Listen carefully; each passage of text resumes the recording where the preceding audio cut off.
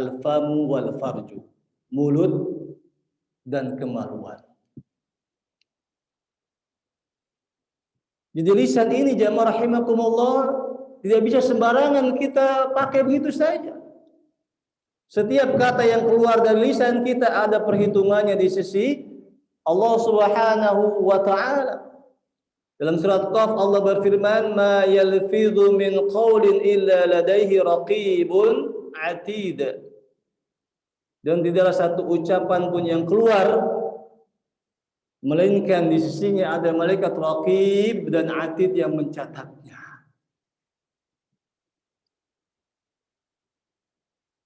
Maka lisan ini harus mengeluarkan kata-kata yang bermanfaat, kata-kata yang baik, bukan kata-kata yang buruk, kata-kata yang membawa maksiat. Nabi SAW bersabda dalam hadis lain, "Man kana yu'minu billahi wal yaumil akhir falyaqul khairan aw liyasmut." Barang siapa yang beriman kepada Allah dan hari akhir, maka hendaklah dia berkata yang baik atau diam. Pilihannya cuma dua. Berkata yang baik atau diam. Tidak ada pilihan yang ketiga. Kalau kita tidak bisa berkata yang baik, tidak bisa berkata yang berikan manfaat, maslahat, maka lebih baik diam. Jadi tidak ada pilihan ketiga jamaah rahimakumullah. Urusan lisan ini bukan urusan yang sepele jamaah. Urusan yang berat dalam agama kita. Bahkan dengan lisan yang diucapkan tanpa dipikir panjang akibatnya bisa merusak urusan dunia dan akhiratnya. Dalam sebuah riwayat disebutkan jamaah rahimakumullah, dahulu di Bani Israel ada dua orang bersaudara. Yang satu ahli maksiat, yang satu mujtahidun fil ibadah, rajin ibadah, giat beribadah. Nah, saudaranya yang ahli ibadah ini senantiasa menasihati saudaranya yang ahli maksiat. Hingga satu ketika saudaranya ahli maksiat ini bermaksiat, saudaranya ahli ibadah ini berkata kepada saudaranya, "Berhentilah engkau bermaksiat." Maka yang ahli maksiat ini pun tidak terima. Ya, tidak terima dinasihati. Apa urusanmu? Kira-kira begitulah perkataannya. Ini urusan saya dengan Tuhan. Maka yang ahli ibadah ini pun bersumpah jamaah, wallahi demi Allah, la yaghfirullahu laka, demi Allah kamu tidak akan diampuni Allah.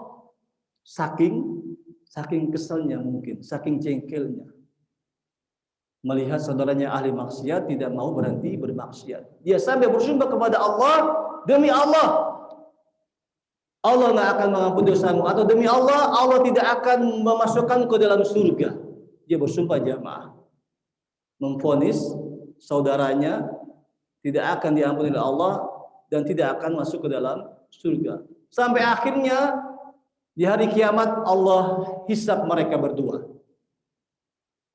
Ya, di hari kiamat Allah hisab mereka berdua, yaitu yang ahli ibadah dan yang ahli maksiat. Kepada yang ahli ibadah Allah berkata, "Hai hamba, engkau tahu siapa aku? Engkau tahu kekuasaanku? Apakah engkau berkuasa atas apa yang aku memiliki kekuasaan?" Jamaah rahimakumullah, mengampuni dosa seorang hamba adalah hak Allah. Tidak boleh kita memvonis seseorang pasti dia tidak akan diampuni oleh Allah. Pasti engkau tidak akan diampuni Allah, tidak boleh. Ya, yang ada ancaman, memberi ancaman, "Hei, kalau kamu tidak bertobat, maka dosamu bisa tidak diampuni. Hei, kalau kamu masih melakukan maksiat ini, Allah murka kepadamu." Tapi memastikan seseorang hamba Allah tidak diampuni oleh Allah, itu tidak boleh. Maka kepada ahli ibadah ini, apa yang Allah perintahkan? Allah perintahkan malaikat untuk menyeretnya ke dalam api neraka. Karena dia telah bersumpah atas nama Allah dalam lisannya bahwa saudaranya tidak akan pernah diampuni Allah dosanya. Dia telah menutup pintu rahmat bagi saudaranya itu. Telah memastikan tertutupnya pintu rahmat bagi saudaranya itu. Maka Allah buruk ya jamaah. Maka di hari kiamat, hamba yang beribadah di dunia ini dimasukkan ke dalam neraka. Kemudian kepada hamba yang ahli maksiat, dengan rahmat Allah, Allah masukkan ke dalam surga. Maka kata Abu Hurairah anhu yang meriwayatkan hadis ini, beliau berkata, sungguh dia telah mengucapkan satu kalimat awbaqat dunyahu akhiru, yang telah merusak, menghancurkan urusan dunia dan akhiratnya. Nah itulah jamaah rahimakumullah, bahayanya lisan. Satu ucapan bisa merusak amalnya, bisa membawanya kepada siksa neraka. Maka Nabi SAW di hadis bersabda, innal abda la yatakallamu min sakhatillah la yulki laha balan yahwi biha fi jahannam. Sesungguhnya ada seorang hamba yang dia berkata dengan satu kalimat yang mendatangkan murka Allah, dan dia tidak peduli dengan kata-katanya itu, dia menganggap remeh kata-katanya itu, yang akhirnya perkataannya itu membawa dia kepada neraka jahanam. Na'udzubillah. Maka lisan ini harus kita perhatikan jamaah rahimakumullah. Banyak orang tergelincir, banyak orang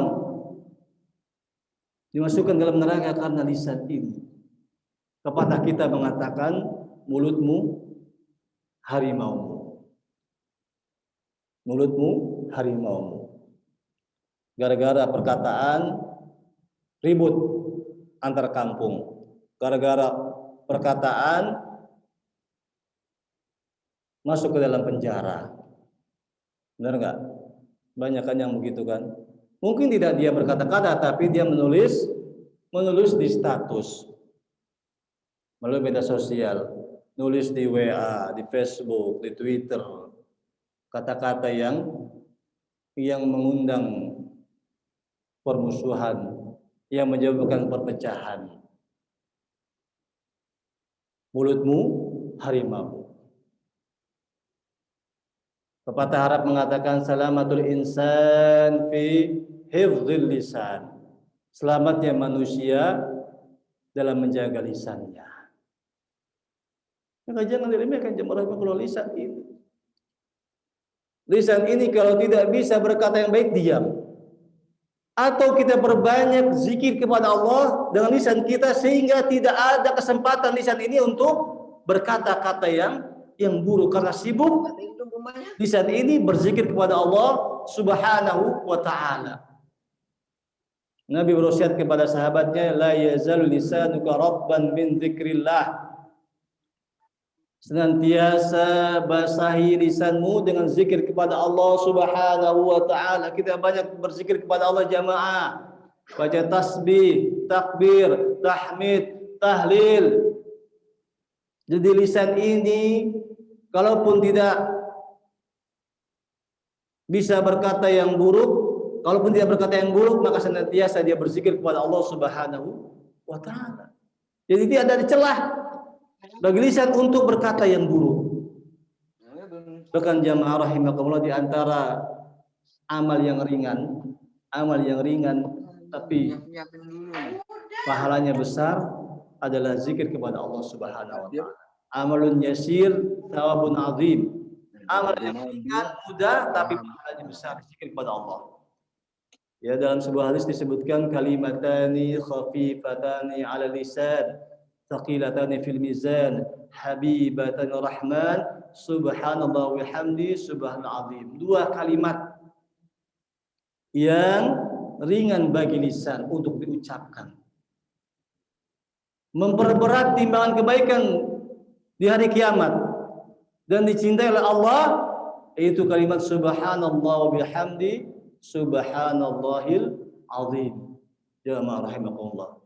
Bayangkan, dua kalimat yang ringan diucapkan, tapi di hari kiamat memperberat timbangan kebaikan. Bahkan dicintai oleh Allah Subhanahu wa ta'ala, yaitu subhanallah bihamdi, dan kalimat subhanal azim. Kan ringan ini kita ucapkan Pak ya. Mungkin dalam sehari kita bisa ratusan kali kita ucapkan atau bahkan ribuan kali. Jadi di saat ini harus kita kontrol jamaah rahimakumullah. Hari ini kita lihat orang bebas berbicara apa yang dia mau. Ya, pikirannya itu ada di ujung lisannya. Jadi apa yang dia pikirkan dia ucapkan. Tidak lantas ditimbang-timbang dahulu ada manfaatnya atau tidak mudaratnya. Pokoknya apa yang terlintas dia ucapkan. Kalau tidak bisa diucapkan, ditulis lewat media sosialnya. Sehingga menimbulkan kegaduhan, kericuhan. Padahal yang kita tulis pun jamaah di Facebook, di Twitter, itu pun akan dihisab di hari kiamat, akan dicatat. Jadi bukan hanya apa yang kita ucapkan dihitung, pun apa yang kita tulis di status sosial kita, status media sosial kita pun akan dinilai. Jangankan di akhirat jamaah, di dunia saja sudah canggih kan kalau kita posting di media sosial walaupun sudah dihapus, tapi masih bisa dikembalikan postingannya tersebut. Ya, dunia saja sudah begitu kan? Kalau kita posting sesuatu ternyata itu menurut kita buruk lalu kita hapus, ternyata bisa dikembalikan lagi. Apalagi di akhirat. Ya. Jadi ini pun jamaah rahimah, HP ini pun hati-hati kita menggunakannya. Mulutmu harimaumu. Iya kalau kita berbicara, tapi juga bisa jarimu harimaumu. Ya, mulutnya sih diam, enggak ngomong, tapi jarinya asik mengetik. Sebar berita hoak, ujaran kebencian, perendahan agama, Islam agama yang arogan. Ya enggak Pak? Ada kan yang begitu Pak? Lagi rame. Ya, sehingga jadi dilaporkan. Kalau tidak lisan kita tahan pun jari ini kita tahan jamaah. Berapa banyak gara-gara nulis di media sosial masuk ke dalam bui. Na'udzubillah min dzalik. Itu yang pertama jamaah rahimakumullah. Yang kesempatan yang pertama yaitu amsik alaika lisanak. Jagalah tahan lisanmu, yakni jangan mengobrol ucapan yang bisa mendatangkan murka Allah atau membawa dirinya kepada siksa api neraka. Yang kedua, wal yas'aka baituk, dan hendaklah engkau lapangkan rumahmu. Ini kalau letter luck kita pahami seolah hadis ini memberikan kita untuk membangun rumah yang luas-luasnya. Ya kan? Kan wasiatnya begitu. Hendaklah engkau lapangkan rumahmu. Ya, kalau kita pahami secara letterlet, rumah kita dibangun seluas mungkin. Walaupun itu juga merupakan nikmat dari Allah. Kalau kita bisa bangun rumah yang lapang, yang nyaman. Karena rumah memang merupakan nikmat dari Allah Subhanahu wa taala. Jemaah, dalam surat An-Nahl Allah berfirman, "Wallahu ja'alakum min buyutikum sakana." Dan Allah telah menjadikan bagi kalian rumah-rumah kalian sebagai sakana, tempat tinggal. Jadi rumah jamaah nikmat dari Allah Subhanahu wa taala. Seberapapun luasnya rumah itu nikmat dari Allah. Ada banyak saudara kita yang masih tidak punya tempat tinggal, tidur di bawah kolong jembatan, tidur di gerobak, tidur di emperan toko, tidur di kendaraan. Tapi alhamdulillah, Allah memberikan nikmat bagi sebagian hambanya dengan diberikan rumah sebagai tempat tinggal, maka harus disyukuri. Seberapa luas rumah itu. Nah, hendaklah engkau lapangkan rumahmu. Artinya di antaranya kita jadikan rumah itu sebagai sarana ibadah kepada Allah Subhanahu wa taala. Jadi rumah itu bukan sekedar untuk kita berlindung, untuk sekedar kita tempat istirahat, tempat kita bercengkrama bersama anggota keluarga, tapi juga rumah itu dijadikan sebagai sarana ibadah di sisi Allah Subhanahu wa taala. Karena kita hidup sebagian besar umur kita ada di rumah. Setelah kita beraktivitas di luar kan kita kembali ke rumah, maka jadikan rumah itu sebagai tempat ibadah. Apa misalnya jamaah? Memperbanyak bacaan Al-Quran di rumah-rumah kita. Ya. Dalam sebuah hadis disebutkan, innal baita yusla fil Qur'an fayatara li ahli sama kama tatara an-nujum li al-ardi. Sesungguhnya kata Nabi SAW, rumah yang di dalamnya dibacakan Al-Qur'anul Karim, maka akan terlihat oleh penduduk langit rumah tersebut, jadi bercahaya sehingga terlihat oleh penduduk langit sebagaimana bintang yang terlihat oleh penduduk bumi. La taj'al buyutakum maqabir, kata Rasulullah SAW, janganlah engkau jadikan rumahmu seperti kuburan. Inna syaitana yanfiru minal baitil ladzi tuqra fi suratul Baqarah, sungguhnya syaitan akan lari dari rumah yang dibacakan surah Al-Baqarah. Maka perbanyak bacaan Al-Quran di rumah. Insya Allah rumah itu akan bercahaya, akan adem ayem.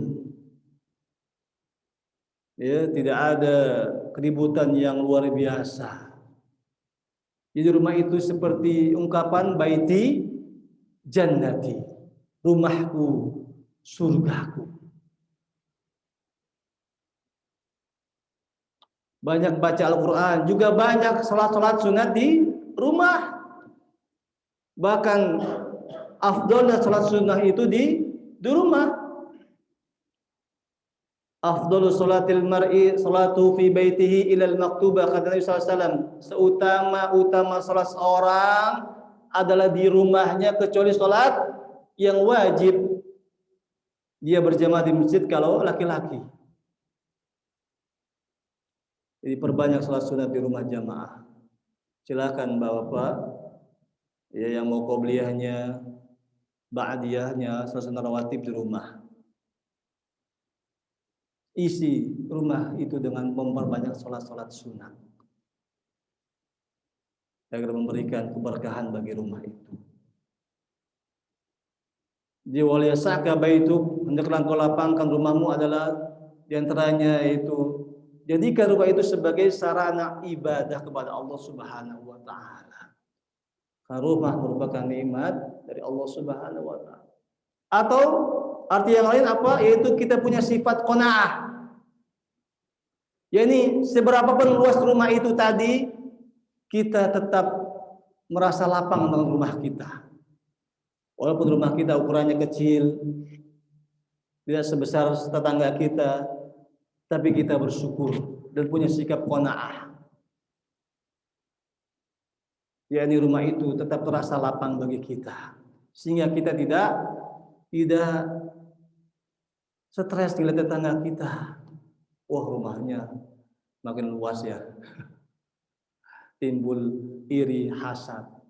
Seberapapun rumah kita, kita tetap merasa lapang di rumah kita karena sikap qanaah, merasa cukup, merasa ridho dengan apa yang telah Allah berikan. Jadi kita tidak sibuk melihat kepada orang lain, iri kepada orang lain. Tadi yang saya sampaikan, masih banyak saudara kita yang belum memiliki rumah. Bahkan nauzubillah, ya, kata Masya Allah, mereka harus tinggal di tempat seadanya saja. Jadi harus kita syukur. Ya, kalau kita memang punya uang, silakan. Tapi kalau tidak punya uang, syukuri apa yang sudah kita miliki, sehingga tidak membawa kita kepada dosa dan maksiat, mencari yang haram. Ta'udzubillah min dzalik. Ya. Sekali lagi jamaah, rumah adalah nikmat dari Allah Subhanahu wa taala. Jadikan rumah dengan semboyan baiti, jannati rumahku surgaku. Ya. Dan dalam kondisi pandemi yang seperti ini, ada himbauan apa? Di rumah aja. Ya, di rumah aja. Jadi kalau kita tidak ada keperluan penting di luar rumah, urusan penting yang mendesak seperti mencari nafkah, berdakwah, menuntut ilmu atau yang lainnya, berobat, maka tinggallah di rumah-rumah kita. Beribadahlah di rumah-rumah kita. Jangan sia-siakan kesempatan tersebut. Ya. Stay at home, tinggal di rumah. Ini selamat. Jauhi segala macam urusan di luar rumah yang tidak penting, bahkan bisa membawa kepada dosa dan maksiat. Jadi perhatikan juga anak-anak kita, jamaah rahimakumullah. Jangan sampai waktunya lebih banyak habis di luar rumah. Sekarang sekolah dengan online, daring, tapi anehnya di malam hari sampai larut malam anak-anak di luar rumah. Kalau ditanya, kenapa kamu kok main sampai malam? Kan besok libur. Kan besok kan sekolah. Kan sekolahnya besok online, jadi bisa di rumah. Sekolah online itu supaya engkau di rumah, belajar di rumah, tidak keluar rumah. Nah ini malam-malam, lebih dari jam 9 malam keluar rumah. Kan aneh. Sekolahnya online, daring, tapi mainnya tidak dibatasi. Malah makin lama waktunya. Bahkan sampai larut malam. Dan ini kenyataan. Nah, itu yang kedua jamaah rahimakumullah. Yang ketiga, yang Nabi wasiatkan apa? Wabki ala khati'atik. Dan tangisi kesalahanmu. Wabki ala khati'atik. Tangisi kesalahanmu. Ini mudah kita pahami jamaah wasiat ini. Jamaah rahimakumullah, siapapun kita, seberapapun ilmu kita, sebanyak apapun ibadah kita, maka yang namanya manusia punya dosa, punya kesalahan. Kullu bani Adam khata'un wa khairul khata'in at-tawwabun. Setiap anak Adam pasti bersalah. Dan sebaik-baik orang yang bersalah adalah yang segera bertobat kepada Allah Subhanahu wa taala. Dan Nabi mewasiatkan kepada kita untuk menangisi kesalahan kita, dosa kita. Karena kita banyak berbuat dosa, jamaah rahimakumullah. Yang dosa itu bisa jadi mengundang murka Allah, mengundang marah Allah, mengundang datangnya bencana. Sehingga Allah berikan bencana. Dalam sebuah ungkapan dikatakan ma nazala bala'un illa bi dhanbin wa la rufi'a bala'un illa bi taubah. Dan tidaklah turun bala bencana kecuali karena dosa manusia. Dan tidaklah diangkat itu bala kecuali dengan taubat kepada Allah Subhanahu wa taala. Wa ma asabakum min musibatin fabima kasabat aydikum wa ya'fu an katsir. Dan apa saja musibah yang menimpa kamu, kata Allah, disebabkan oleh ulah kalian sendiri. Dan Allah mengampuni sebagian besarnya. Dalam ayat yang lain Allah berfirman, "Dhaharal fasadu fil barri wal bahri bima kasabat aydin nas yudhiquhum ba'da alladhi 'amilu la'allahum yarji'un." Telah nampak kerusakan di darat dan lautan disebabkan oleh tangan-tangan kotor manusia, agar Allah merasakan kepada mereka sebagian apa yang mereka kerjakan, agar mereka kembali kepada Allah Subhanahu wa taala. Di dosa itu mengundang bala, mengundang bencana, mengundang murka Allah Subhanahu wa taala. Dan diangkat bala bencana itu dengan bertobat kepada Allah Subhanahu wa taala. Maka kita hendaklah sibuk jamaah melihat diri kita, melihat dosa-dosa kita. Kadang-kala kita menangis jamaah bukan karena dosa kita, tapi karena kehilangan harta kita menangis, kehilangan jabatan kita menangis, kehilangan pekerjaan kita menangis, kehilangan orang-orang yang kita sayang kita menangis. Tapi terhadap dosa-dosa kita tidak pernah kita menangisinya. Bahkan keras hati kita kadang, bebal. Ya, tidak peduli, cuek dengan dosa-dosa kita. Mata ini tidak pernah menangis karena dosa-dosa yang kita lakukan, karena mohon ampun kepada Allah. Berat kayaknya.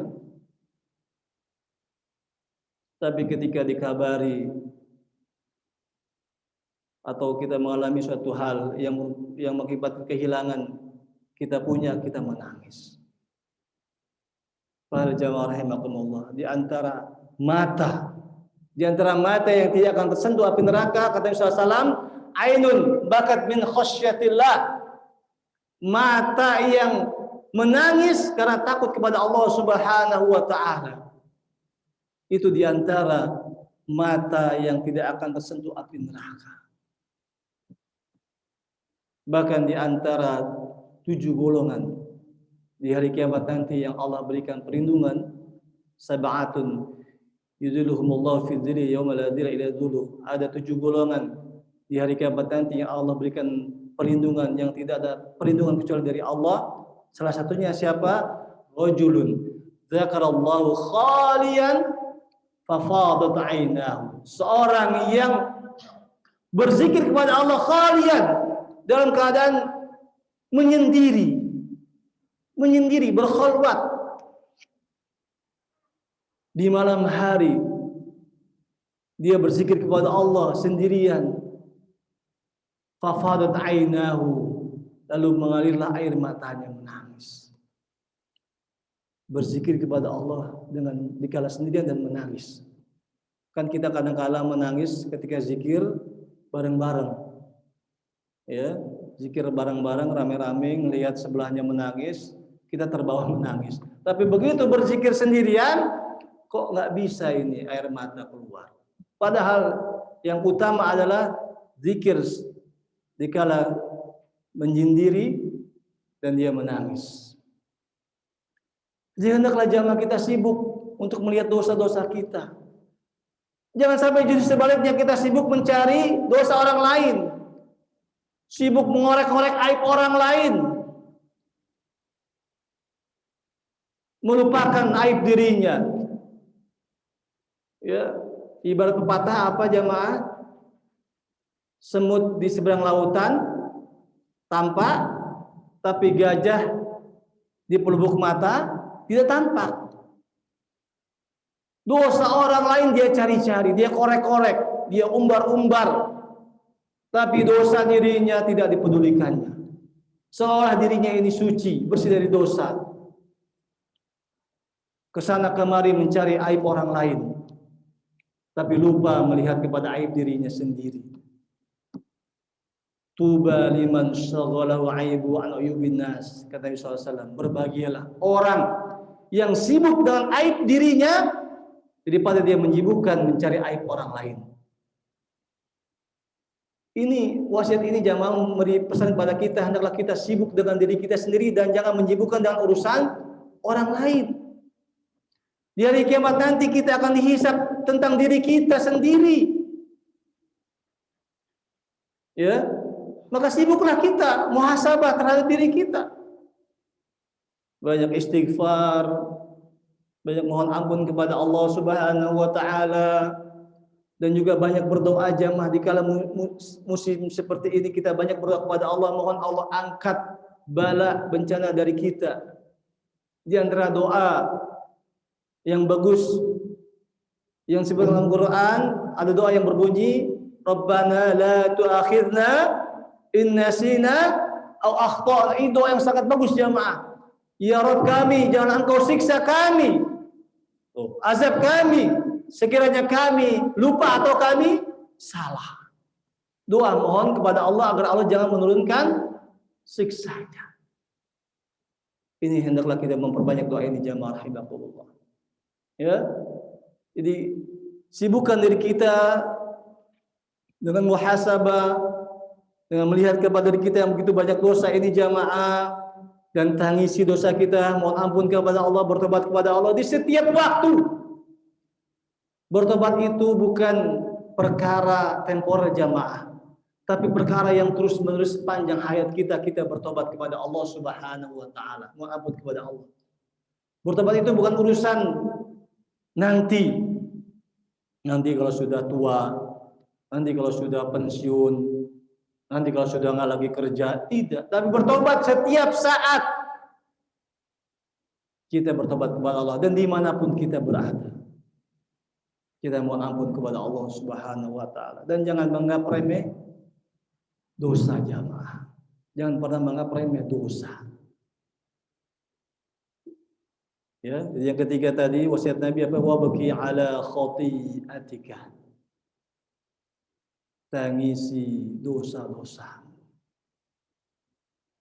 Hari ini kita lihat orang lebih banyak sibuk mencari aib orang lain, mengorek-korek aib orang lain. Kayaknya puas banget kalau bisa menyebarkan aib orang lain. Bahagia. Tapi ketika dirinya diingatkan akan dosanya, dia marah sejadi-jadinya. Seolah dia katakan apa? Kamu jangan campuri urusan saya. Tapi dirinya lebih banyak mencari aib orang lain, dosa orang lain. Maka kita jamaah saling mendoakan ya agar Allah mengampuni dosa kita.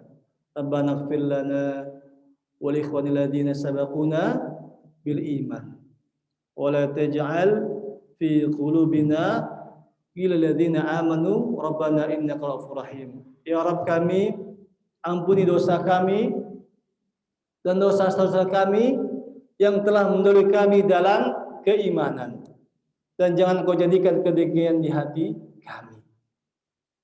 Di samping kita berdoa untuk diri kita sendiri agar Allah mengampuni dosa kita, kita juga mendoakan saudara kita agar Allah ampuni dosanya. Jadi itulah jamaah rahimakumullah, 3 jalan keselamatan yang Rasulullah wasiatkan. Yang pertama apa tadi? Amsik alaika lisanak. Jagalah tahan lisanmu. Yang kedua wala sa'ka baitu. Luaskanlah olehmu rumahmu. Ya, lapangkanlah olehmu rumahmu. Yang ketiga wabki ala khati'atika, dan tangisilah kesalahanmu. Barangkali itu yang bisa saya sampaikan dalam kesempatan yang baik ini. Mudah-mudahan dapat kita pahami semua. Wallahu a'lam bishawab. Ya.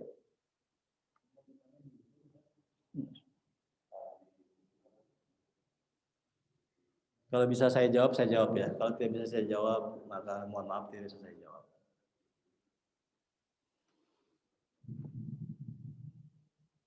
Adakah persyaratan membaca surah Al-Baqarah yang bisa mengusir setan dari rumah? Apakah bisa kita baca sedikit dalam rentang waktu misalnya beberapa hari, atau harus selesai dalam 1 hari? Waalaikumsalam. Setahu saya tidak ada persyaratan khusus. Di hadis ini Nabi menyebutkan secara umum, sungguhnya setan akan lari di rumah yang diperiksa Al-Baqarah. Ya. Silakan baca semampu kita. Tentu lebih baik kalau kita bisa baca dari ayat pertama sampai ayat terakhir. Tentu itu lebih baik, ya kan? Karena kan 1 huruf dibalas dengan 10 kebaikan. Ya, kita baca Al-Qur'an itu 1 huruf dibalas dengan kebaikan. La aqulu alif lam mim harf kata Rasulullah. Tidaklah aku katakan alif lam mim 1 huruf, tapi alif 1 huruf, lam 1 huruf, mim 1 huruf. 3 huruf kita baca alif lam mim tadi, maka mendapat 30 kebaikan. Tentu lebih baik kalau kita bisa baca utuh dari ayat pertama sampai ayat terakhir. Tapi kalaupun mau dicicil, artinya kita baca malam ini misalnya sekian ayat, kemudian besok sekian ayat, insya Allah tidak masalah. Yang penting kita membaca Al-Quran. Dan juga tentu tidak mesti surat Al-Baqarah kita baca ya, tapi semua surat kita baca. Intinya jamaah, ya kita memperbanyak bacaan Al-Quran di rumah kita. Dan jangan jadikan rumah kita, kata Rasulullah SAW, apa tadi? Maqabir, kuburan. La taj'alu buyutakum maqabir, jangan engkau menjadikan rumahmu seperti kuburan, sepi dari ibadah, sepi dari bacaan Al-Quran. Jadi hiasi rumah kita dengan banyak membaca Al-Quran. Ya, dengan banyak membaca Al-Quran. Selesai surat Al-Baqarah, lanjut surat yang lainnya. Surat Ali Imran, ya, surat An-Nisa, Al-Maidah, Al-An'am, terus kita baca sampai kita hatam membaca Al-Qur'anul Karim. Wallahu a'lam bishawab.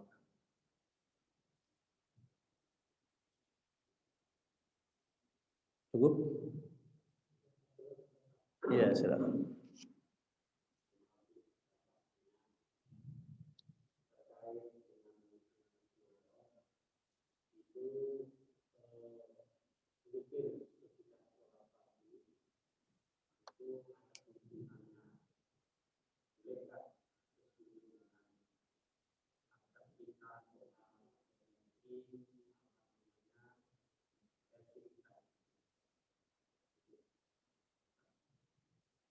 Ya. Zikir setelah salat fardu itu ada tuntunannya sendiri, Pak ya. Sudah ada tuntunannya dari mulai istighfar 3 kali, ya, setelah salam sampai kita membaca tasbih 33 kali, tahmid 33 kali, takbir 33 kali, kemudian la ilaha illallah wa la syarikalah, wa ala kulli syai'in qadir. Nah, ini yang pertama, ini kita baca dulu zikir seperti ini. Yang sudah ada tuntutannya. Setelah itu kita baca zikir yang lain, terserah.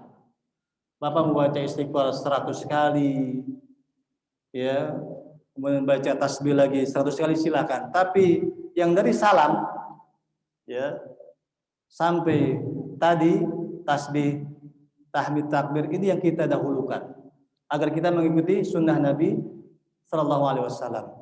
Ya, jadi jangan Bapak habis sholat salam, habis salam kemudian baca alhamdulillah. Nah, ini tidak sesuai dengan sunnah. Ya, tapi kita zikir setelah sholat sebagaimana yang dipraktekkan oleh Nabi Sallallahu Alaihi Wasallam. Setelah Bapak zikir, Bapak mau zikir yang lainnya Bapak tambah, ya silahkan. Bahkan itu sangat bagus.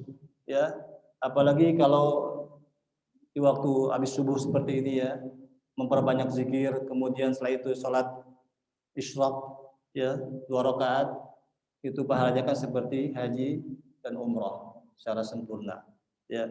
Atau habis maghrib sampai isya Bapak tidak pulang ke rumah, Bapak lanjutkan dengan zikir, karena kata Rasulullah SAW, orang yang menunggu waktu sholat itu seperti sholat. Seorang yang menunggu waktu sholat itu seperti sedang sholat pahalanya. Bahkan di antara duduk yang pahalanya besar adalah duduk selepas sholat, itu berzikir, dan malaikat apa disebutkan mendoakan hamba itu, ya. Jadi malaikat mendoakan bagi orang yang duduk selesai sholat dia berzikir.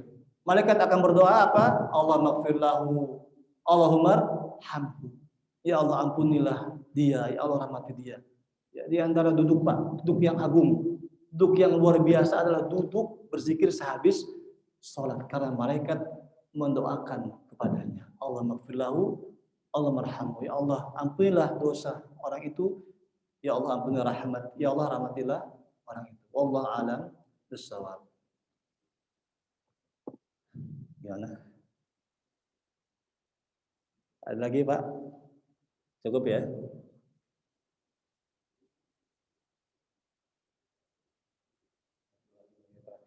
Iya, silakan.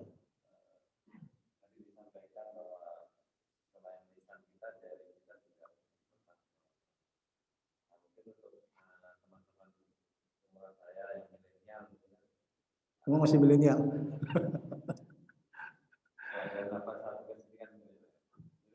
Menahan tangan dari ambil status di medsos, kemudian di mana saja lah, itu agak susah. Apa ya? menahan dan memindahkan ke hal yang positif. Ya,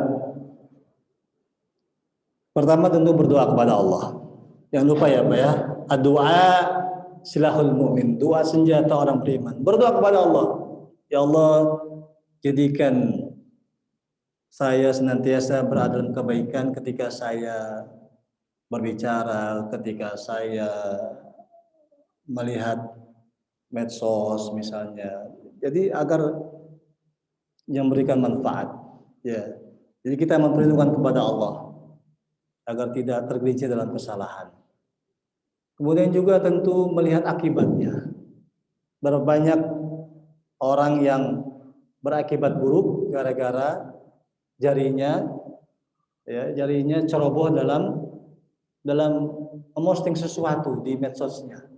Lihat akibat buruknya.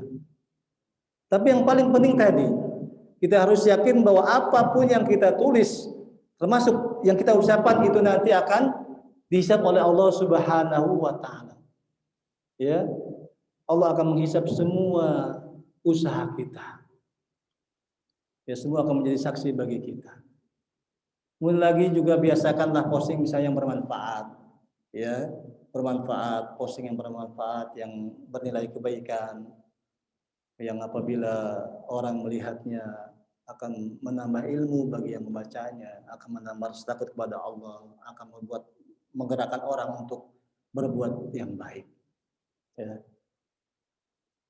Jadi memang ini zaman teknologi, iptek, tapi satu sisi ini juga penuh dengan fitnah, maka kita harus hati-hati.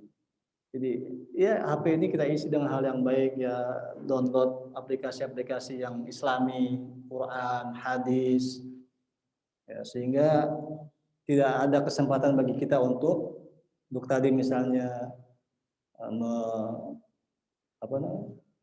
memposting lah ya, mengetik hal-hal yang tidak berfaedah. Ya, wallahu a'lam bishawab.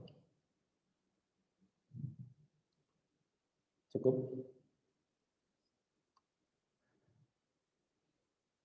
Demikian Bapak Ibu, kajian subuh kali ini mudah-mudahan manfaatnya bagi kita semua. Yang benar datang dari Allah Subhanahu wa taala, yang salah datangnya dari saya sendiri, dan saya mohon ampun kepada Allah Subhanahu wa taala. Akhirul kalam wa lafu minkum bil taufiq wal hidayah. Wassalamualaikum warahmatullahi wabarakatuh.